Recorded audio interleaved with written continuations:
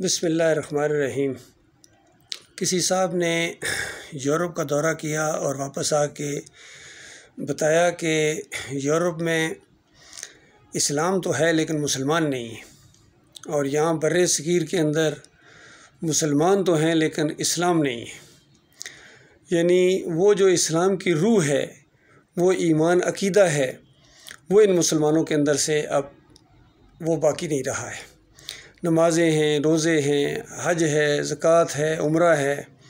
لیکن وہ پہلی اینٹ، پہلی بنیاد جس کے اوپر اسلام کی عمارت قائم ہوتی ہے توحید کی، کہ لا الہ الا اللہ محمد رسول اللہ، اللہ کے علاوہ کوئی الہ نہیں ہے، کوئی داتا دستگیر نہیں ہے، کوئی مشکل کشا نہیں ہے، حاجت روا نہیں ہے سوائے اللہ کے، اور محمد صلی اللہ علیہ وآلہ وسلم چونکہ آخری رسول ہیں، ان کی پیروی کی جائے گی۔ یہ نہیں ہو رہا ہے، کہیں بھی نہیں ہو رہا ہے، یقین کیجئے کسی ملک کے اندر نہیں ہو رہا ہے۔ تو یہ میں نے اس سے پہلے ایک ویڈیو کے اندر یہ چیز ثابت کی تھی کہ 65 کی جو فتح تھی وہ اسلام کی فتح نہیں تھی، اور نہ 71 کی جو شکست ہے وہ اسلام کی شکست نہیں ہے، کیونکہ اسلام کو تو یہ مانتے ہی نہیں ہیں۔ جس طرح دو قومیں آپس میں لڑتی ہیں، کبھی ایک حاوی کبھی وہ نیچے ہو جاتے ہیں، وہ تو معاملہ ہوتا ہے۔ اسی طرح آج جو یہ کہا جا رہا ہے کہ افغانستان کے اندر یہ اسلام کی فتح، یہ اسلام کی فتح نہیں ہے، یہ طالبان کی فتح ہے، یہ دیوبندیوں کی فتح ہے۔ اسلام کو تو وہ مانتے ہی نہیں ہیں۔ اسلام کے بنیادی عقائد اگر آپ ان کے سامنے جا کر رکھیں، یہ ہمارا تجربہ ہوا تھا اس سے پہلے بھی، جب یہ طالبان کا زور تھا، وہاں جا کر ایمان عقیدے کی توحید کی جب دعوت رکھی جاتی تھی تو وہ کہتے تھے یہ ایک دائرہ ہے، اس کے اندر آؤ، اور اگر تم ہمارے اکابرین کو جو ان کا شرک تم بتاؤ گے تو ہم اپنے اکابرین کا دفاع کریں گے اور تمہیں چھوڑیں گے نہیں۔ اس طرح کا یہ طالبان کا رویہ تھا، اور ابھی بھی ہوگا۔ بالکل ان کے سامنے جا کر اگر آپ قاسم نانوتوی کے عقیدے رکھیں، اشرف علی تھانوی کے مشرکانہ عقیدے رکھیں، محی الدین چشتی کی مشرکانہ باتیں، شرکیہ باتیں رکھیں،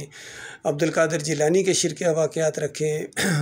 اور احمد سرندی کے رکھیں، ان کے اکابرین کے جو بھی شرکیہ قبر پرستی کے واقعات ہیں، شرکیہ عقیدے ہیں، کہ یہ سب کا عقیدہ ہے کہ نبی علیہ السلام قبر کے اندر زندہ ہیں، سنتے ہیں، دیکھتے ہیں، پہچانتے ہیں، سلام کا جواب دیتے ہیں۔ حالانکہ نبی علیہ السلام جنت میں زندہ ہیں، مدینے والی قبر میں نہیں زندہ ہیں، شہداء جنتوں میں زندہ ہیں،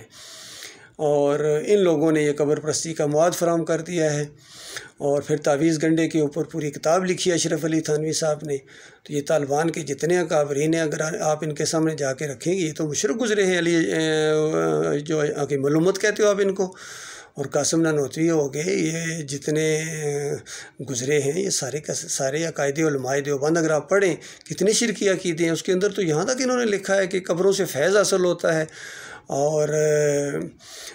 ان کے وسیلے سے دعا مانگی جائے تو یہ بالکل جائز ہے۔ اس طرح کے عقیدے، اور دیوبندیوں نے یہاں تک کہہ دیا، بلکہ بریلوی اور اہل حدیث بھی یہ کہتے ہیں کہ نبی علیہ السلام کے جسم کے ساتھ جو مٹی لگی ہوئی ہے، بیت اللہ تو کوئی چیز ہی نہیں، عرش اور کرسی سے زیادہ افضل ہے۔ اس طریقے سے انہوں نے پھر تبلیغی نصاب کے اندر جتنا شرکیہ باتیں لکھی ہوئی ساری اگر آپ ان کے سامنے رکھیں تو یہ اللہ کی کتاب کی حمایت نہیں کریں گے، یہ طالبان یہ اپنے اکابرین کی حمایت کریں گے۔ یہ میرا چیلنج ہے۔ تو لہٰذا یہ پہلے بھی نہ اسلام کی شکست تھی طالبان کی صورت میں، نہ یہ فتح ہے اسلام کی۔ اسلام کی جو فتح تھی وہ صحابہ کرام اور نبی علیہ السلام کے ذریعے، اور اس کے بعد جو جنگ بدر ہوئی تھی تو ان کے بدری گروپ ہے جی، بدری گروپ ہے جی، اچھا بدری گروپ کہتے ہیں جنگ حقیقت ریوی والے کہتے ہیں جنگ بدر کے بعد یہ دوسری یاد تازہ ہو گئی ہے، اور پھر مکہ فتح جب ہوا تھا وہ یاد تازہ ہو گئی ہے۔ تو وہ جو انہوں نے بڑے بڑے بت رکھے ہوئے تھے، مجھے ابھی تک یاد ہے کہ جب ان کے اوپر پہلے پابندیاں لگی تھیں، اور اس وقت انہوں نے دھمکی دی تھی کہ اگر ہمارے اوپر پابندیاں لگاتے ہو تو ہم تمہارے یہ بڑے بڑے پرانے بت رکھے ہوئے ہم یہ توڑ دیں گے، پابندیاں ہٹاؤ ورنہ بت گئے۔ تو انہوں نے پابندیاں نہیں ہٹائیں تو انہوں نے وہ بت توڑنے شروع کر دیے۔ تو پابندیوں کی وجہ سے توڑے تھے، ان کو اللہ کی وجہ سے تو توڑے تھے۔ اسی طرح مزار شریف ابھی آباد ہے، اور کتنی ان کی قبر پرستی ہے، ساری چیزیں ان کے اندر ان کی رگوں کا خون ہے۔ تو یہ معاملہ ہے اللہ کے بندو، غور کرو، ایمان خالص کے اوپر غور کرو، اللہ تعالیٰ غور و فکر کرنے کی توفیق عطا فرمائے۔